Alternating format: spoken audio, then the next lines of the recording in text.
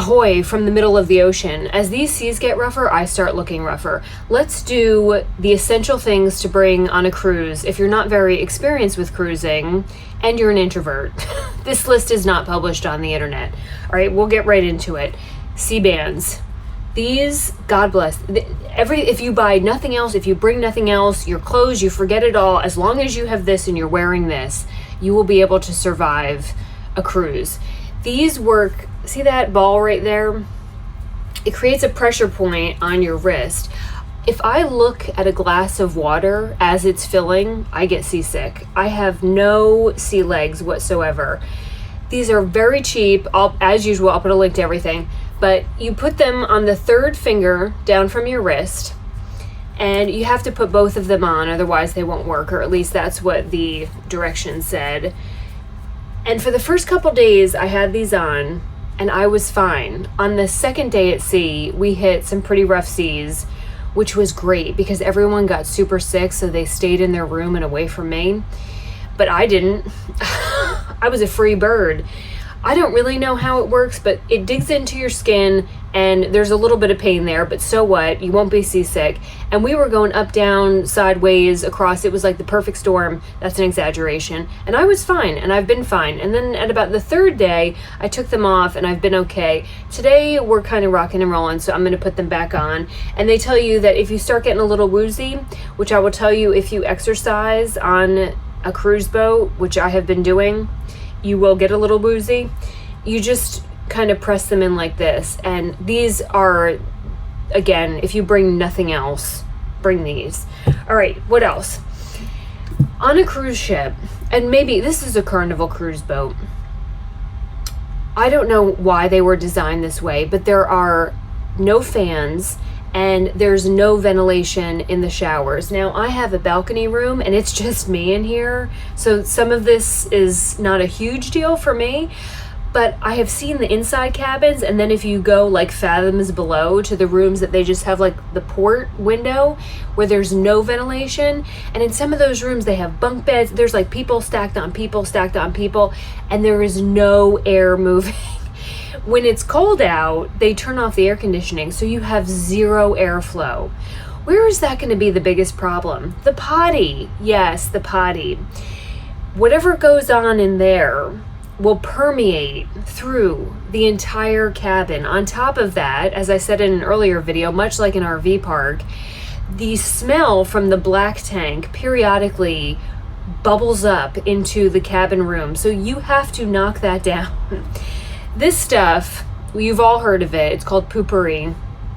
And you spray it on before you actually use the toilet. If you are going with other people, if you want to stay together with your significant other, God bless, spray this before you go, because I promise you, even if it's just you, either the black tank or your human black tank will make this whole room smell nasty if you don't have some way to control the odor.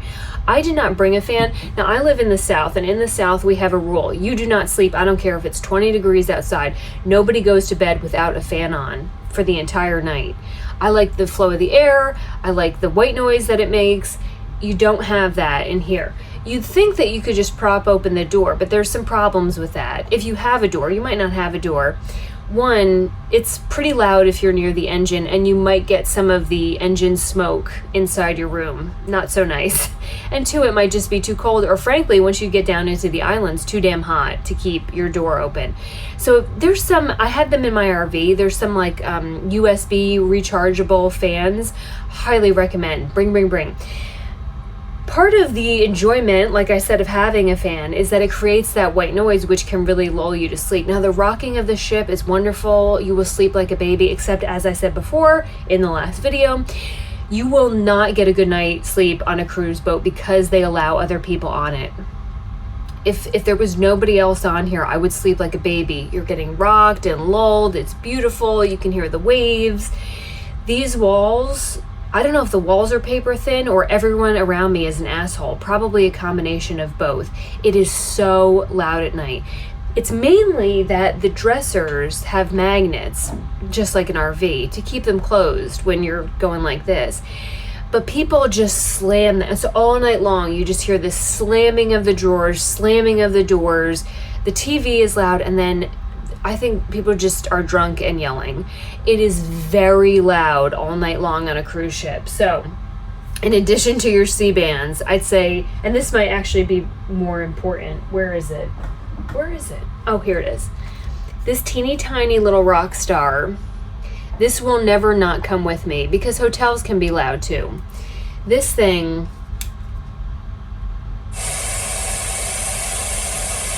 and it has like a million different settings, but it's a white noise machine. I had this going. I had the air conditioner blasting so I could hear that, again, white noise. The engine is really loud at night. I had all this on and I could still hear everybody around me. So this is so convenient, and it was like $12, and this is the greatest thing. These two things, bring nothing else. But truly, you will absolutely need, if you're a light sleeper, God help you. I mean, I debated last night, because last night was kind of the last like big party night. I debated going and sleeping in the engine room because I'd rather listen to that than listen to these yahoos.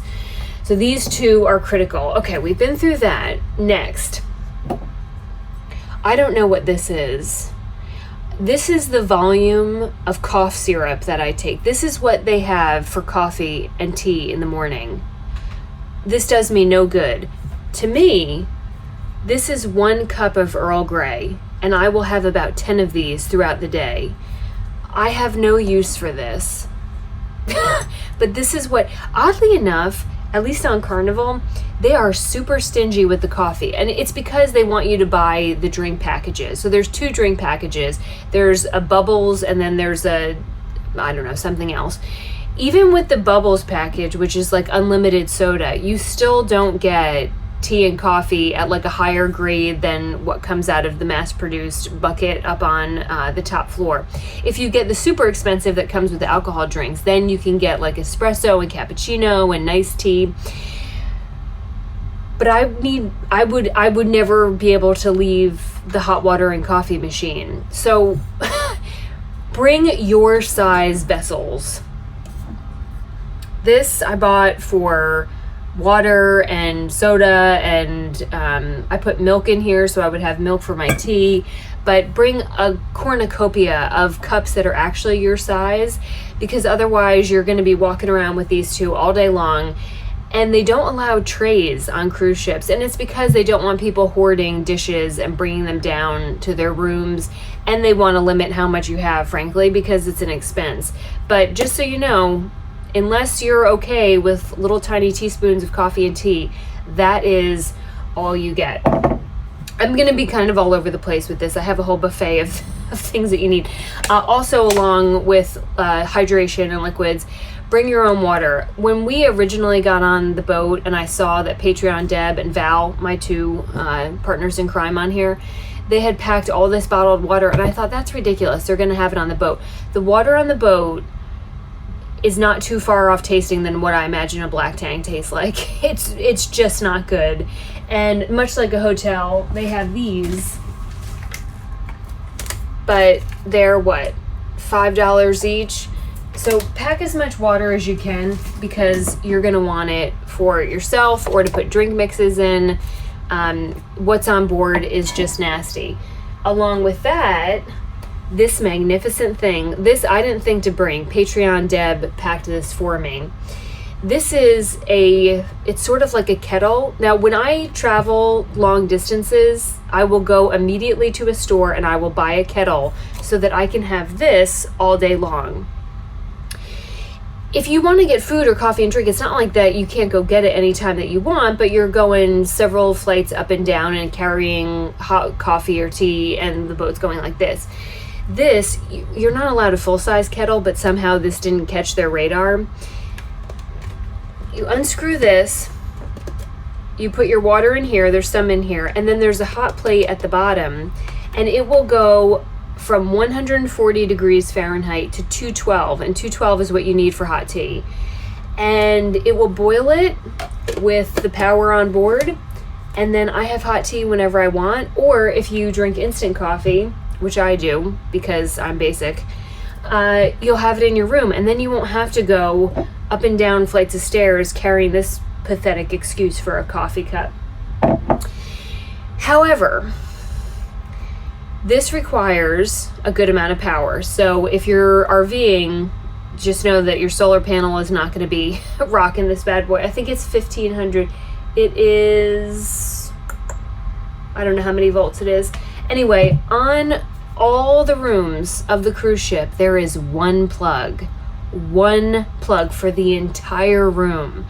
That's been very challenging as one person. I can't imagine doing it with a family. So the next thing you need is some kind of plug extender. I can't take credit for this. This is another Patreon Deb. She saw what I didn't see. She knew there'd be one plug. I did not. I thought that was impossible. This thing is a godsend, and we've actually daisy chained several of these so that we could have enough power for all three of us when we're working in various rooms. But this has a USB-C and a USB and several standard plugs. You have to have one of these. This is essential. So I have the ability to plug in the kettle. I can plug in a hairdryer. They do have hair dryers on board. And then I've also plugged in this baby. Again, Patreon Deb thought ahead. This is a teeny tiny air purifier. I didn't think that would be very critical because I can just open the door, but the air within a cruise ship is just repumped and repumped and repumped, and it's not that it feels dirty, it's just very stale. So I've had this going all day, all night. It also creates a little bit of noise to knock out everybody else. If the three of us get off this cruise ship and nobody gets very sick, we will actually be the walking cures for coronavirus, norovirus, and probably several STDs. I totally see how these boats became festering petri dishes when we were all COVID-ing, because everything is touch. You have to touch at the buffet, the handles, the elevator. I mean, it's just so easy for cooties to go around. And everyone has forgotten the things we learned during COVID, like please don't sneeze into the air like a human fountain. Please don't cough into the air. Please get away from me. Just get away from me. So, several packages of these. Wipe down everything when you first get in the room. I didn't think the room was dirty, but I also didn't think it was sterilized. Several packages of these. I take one of these when I go to dinner or lunch and I wrap it on my hand, and that's what I touch the buffet tables with. I am that person, and I don't care, because when I get home I have to go to work. I don't have time to be sick with somebody else's cooties. Definitely this. Definitely several spray bottles. Somehow we forgot to bring hand sanitizer. I don't know why. I guess we just assumed that it would be on the boat, and it is. There's several stations throughout the boat. But what we did was we took these, and then we went to the hand sanitizer stations, and we just kept putting our hand underneath it and filled up a couple of these so that no matter where we walk or go, we will always have hand sanitizer. Very important. On the boat, I think that the only way to knock down the humidity is that they have huge dehumidifiers working all the time. Now, it's going to depend on where you live in the country, but I live in the South, where you could fill your fill your cup by wringing out the air. There's so much humidity in the air. When we got into the Bahamas, it's the heat. You're at the equator, so the heat is much more intense and it's a lot drier. The air on the ship is very dry because they're kicking down the humidity. So your skin and your face, and particularly your lips, will get very dry very quick. This was given to me as a gift, and I think you can understand why. But definitely like Vaseline, moisturizer, some way to keep your skin hydrated, because you will get dehydrated very quick.